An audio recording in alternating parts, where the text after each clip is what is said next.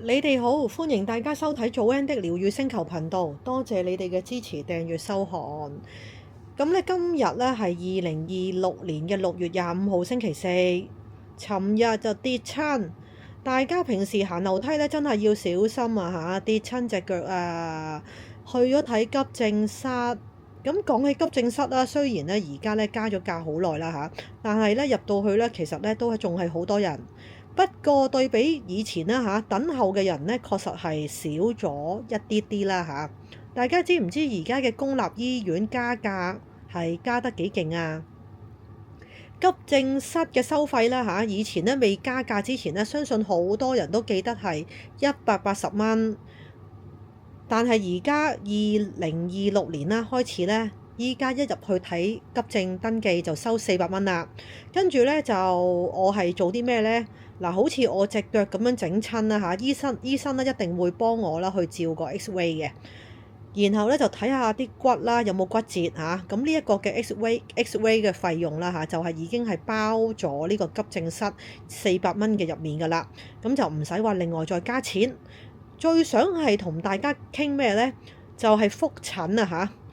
分享翻呢個覆診，原來咧你去完急症室啦，醫生可能幫你去轉介覆診啊嚇。每次咧每個部門咧都會收取250蚊，因為我已經收取咗兩次啦，兩次即係250蚊，再乘翻2即係500蚊。咁好似我咁啦，因為咧隻腳啦嚇受傷啦跌親啦嚇，咁我咧先去咗唔同兩個部門嘅覆診。咁就一個係骨科，一個係咩矯形啊，因為咧裝隻機械人嗰個腳套啊嚇，咁就急症室嗰次即係尋日咧就去咗照 X 光啦 X-ray 啦，然後跟住就去整個石膏即係包石膏。咁兩個地方咧，每一次都係收我250蚊。總之你踏入呢個部門咧，每一個部門咧睇醫生啦，無論係睇咩科啦嚇，只要係專科門診覆診咧，咁以我所知應該係250蚊嘅每次嚇。咁你再去多幾次咧，就收幾個250蚊啊，加加埋埋咧藥費都幾襟啊嚇。但係咧，而家係好多人睇醫生嘅嚇，即係都唔弱㗎。咁所以話咧，大家行路、落樓梯、上樓梯，真係要打醒精神，亦都唔好一邊行一邊睇手機，一唔小心跌親啦嚇，隨時自己嘅身體受罪啊嚇，要請假。咁公立醫院咧呢一筆嘅可能係千幾蚊啦，1000幾百咧呢啲醫療費咧走唔甩㗎啦。咁亦都咧希望咧將我呢個經歷咧提大家啦，記得啦，尤其是落雨啊嚇，落雨咧或者係啲天氣啦，地下滑啦，你就算你行平路又好，斜路又好，都要去小心。行落樓梯一定要可能要扶手啦，注意啲梯級啦嚇。咁咧多謝晒你哋去收看啊！感激咁，因為咧嗱，哇想講咧包石膏嗰隻腳咧，其實真係幾下嘢，因為我搭的士仲要行翻屋企啊，即係你搭完的士，咁你咪要行翻屋企嘅。咁個醫生就叫我咧話咧包石膏嗰隻腳咧唔好掂地喎，哇點解唔掂啊？我隻左腳要去控制住，咁跟住咧個架咧佢俾埋個架俾你嘅，但係個架要還嘅嚇，要還嘅，今日已經還咗㗎啦。